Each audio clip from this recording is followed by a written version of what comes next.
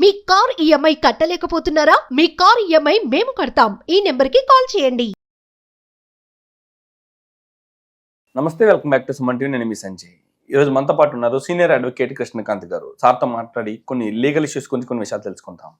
నమస్తే సార్. నమస్తే అండి. సార్, రీసెంట్గా రాష్ట్ర ప్రభుత్వాలు ఇచ్చే ఉచిత పథకాలపై సుప్రీంకోర్టు సంచలన వ్యాఖ్యలు అనేది చేయడం జరిగింది. అసలు ఈ సుప్రీంకోర్టు ఇలాంటి వ్యాఖ్యలు చేయడానికి గల కారణాలు ఏంటంటారు? మన రాష్ట్ర ప్రభుత్వాలు ఏవైతే మనం ఫ్రీబీస్ అంటామండి, ఫ్రీబీస్ అంటే ఈ ఉచిత పథకాలు ఏదైతే ఏం పని చేయకుండా ఇలాంటి జనాల్ని పెంచి పోషిస్తూ ఇలాంటి ఫ్రీబీస్ని ఎక్కువ ఉపయోగిస్తున్నారని చెప్పి ఎప్పటి నుంచో చాలా అది జనాలు డిస్కస్ చేసుకుంటున్నారు. అలాంటివి ఇల్లీగల్ కూడా అని చెప్పి ఇదివరకు కూడా గతంలో చాలా కోర్ట్స్ చెప్పడం కూడా జరిగింది అలా. అండ్ ఎలక్షన్ కమిషన్ కూడా అట్లా ఫ్రీబీస్ అవి ఇష్టం వచ్చినట్టుగా ఈ ప్రభుత్వాలు ఇవ్వకూడదు అని చెప్పి కూడా చాలాసార్లు వారించిన ఇన్సిడెంట్స్ మనం చూసాం. అయినప్పటికీ ఏ ప్రభుత్వమైనా సరే ఆ ఫ్రీబీస్, ఆ ఉచిత పథకాలు అనేది కంటిన్యూ చేస్తూనే ఉన్నాయి. మన స్వాతంత్రం వచ్చినప్పటి నుంచి ఇప్పటివరకు ఈ 75 సంవత్సరాల్లో అవి నడుస్తూనే ఉన్నాయి. కానీ బీదవాడు ఎప్పటికీ బీదవాళ్ళ ఉండిపోయాడు, గొప్పవాళ్ళు ఎప్పుడు గొప్పవాళ్ళు అయిపోతూనే ఉన్నారు. ఈ ఎకనామిక్ ప్యారిటీస్ మాత్రం ఏమీ తగ్గట్లేదు. బిలో పోవర్టీ లైన్ వాళ్ళు అట్లానే ఉండిపోతున్నారు. ఇంకా గొప్పలు మాత్రం ఇంకా rich are getting richer and poor are getting poorer.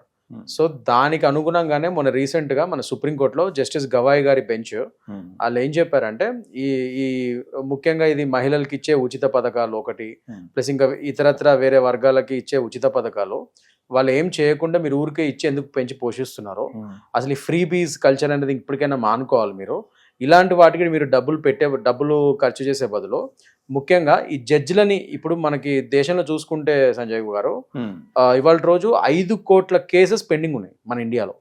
5 crore cases are pending, both civil and criminal. 5 crore cases are pending in India.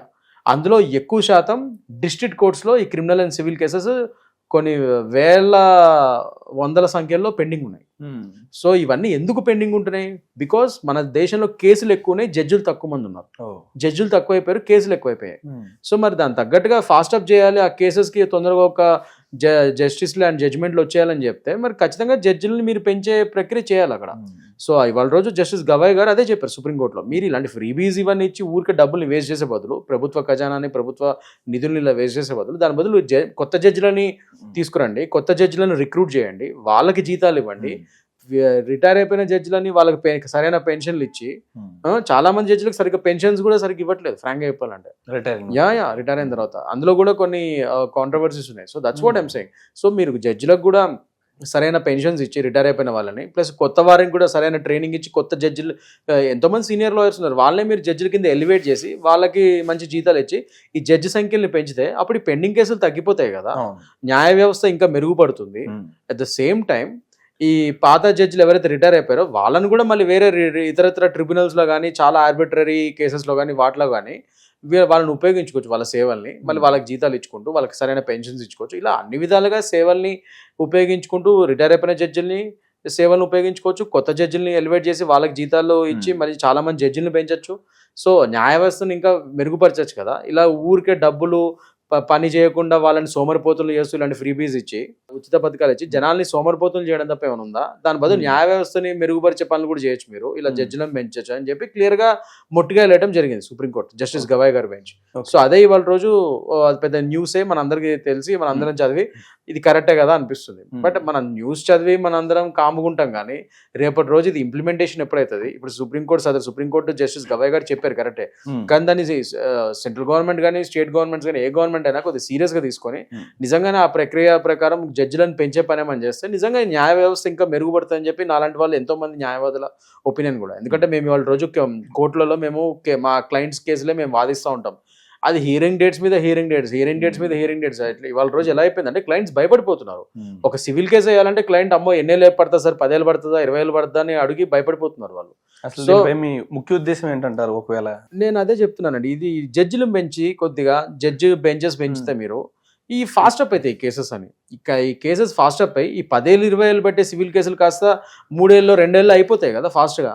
So జనాలకు కూడా న్యాయ వ్యవస్థ మీద నమ్మకం కలిగి ఇంకేమైనా ఇష్యూస్ అయినప్పుడు ఖచ్చితంగా కోర్టులోనే ఆశ్రయిస్తారు వాళ్ళు. అంటే సార్ ఇప్పుడు వరకు న్యాయ వ్యవస్థ వెనకబడింది అన్న అంటే వెనకబడడం కాదు, ఒకరికి న్యాయం జరగాలంటే సంవత్సరాల తరబడి, కొన్ని ఏళ్ల తరబడి కోర్టుల చుట్టూ తిరగాలనే మాట అయితే ఉంది. దానికి కారణం ఈ నిరుద్యోగత అంటారా? అంటే జడ్జిలు అంటూ లాయర్స్, లీగల్ ఎయిడ్స్ కూడా పరిమితిలో ఉండడం, తక్కువలో ఉండడం అంటారా? That is one of the major factor అండి. మనం దాన్ని డినై చేయలేం, అది one of the major factor, correct అది. ఎందుకంటే ఇంత డిలేలు అవుతున్నాయి అంటే ఒక కేసు, అది one of the major reason జడ్జిలు ఎక్కువ మంది సంఖ్యలో లేకపోవడం, ఎక్కువ సంఖ్యలో లేకపోవడం.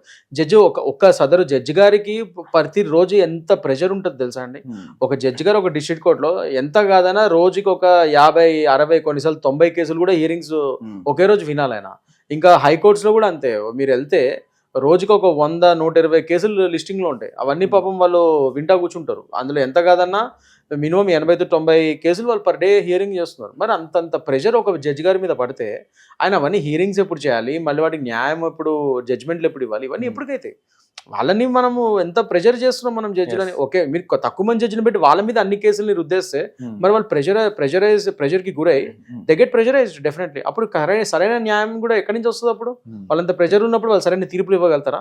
సో వాళ్ళని మనం ఏం చేయలేము అక్కడ. అందుకనే మీరే జడ్జిని ఇంకా ఎక్కువ మంది జడ్జెస్ని రిక్రూట్ చేసి జడ్జెస్ని ఇంకా పెంచి వాళ్ళ ఇంకా ఇప్పుడున్న సీనియర్ లాయర్స్నే మీరు ఇంకా చాలా మంది ఉన్నారు సీనియర్ లాయర్స్, సో వాళ్ళని కూడా మీరు జడ్జెస్ కింద ఎలివేట్ చేసి సో జడ్జి రిక్రూట్మెంట్ చేసి ఎక్కువ చేశారంటే అలాంటప్పుడు మీ న్యాయ వ్యవస్థ ఖచ్చితంగా మెరుగుపడుతుంది. ఎందుకంటే ఎక్కువ జడ్జిలు ఉంటే మీ కేసులు అంత ఫాస్ట్గా క్లోజ్ అయిపోతాయి కదా. That is the logic. So అంతకంటే ఏం లేదు అక్కడ. సో డెఫినెట్గా జడ్జిల్ని ఎక్కువ మందిని పెంచి ఈ ఉచిత పథకాలు ఇలాంటివన్నీ ఆపేసి ఆ డబ్బులు ఏదో ఇలాంటి వాటికి చేస్తే, ఇలాంటి కొత్త జడ్జిలను రిక్రూట్ చేసి వాళ్ళకి మంచి జీతాలు ఇచ్చి ఇంకా జడ్జి న్యాయ వ్యవస్థను ఇంకా పెంచితే అప్పుడు ఈ 5 కోట్ల కేసులు ఏదైతే వాళ్ళ రోజు పెండింగ్లో ఉన్నాయో అవి తగ్గిపోయే ఛాన్సెస్ ఉంటాయి. న్యాయ వ్యవస్థ కూడా మెరుగుపడుతుంది. సో అలానే అలాంటి చాలా మంది న్యాయవాద మిత్రులు చాలా మంది అదే ఫీల్ అవుతున్నారు వాళ్ళ రోజు. అది absolutely sir. Thank you very much sir. Thank you.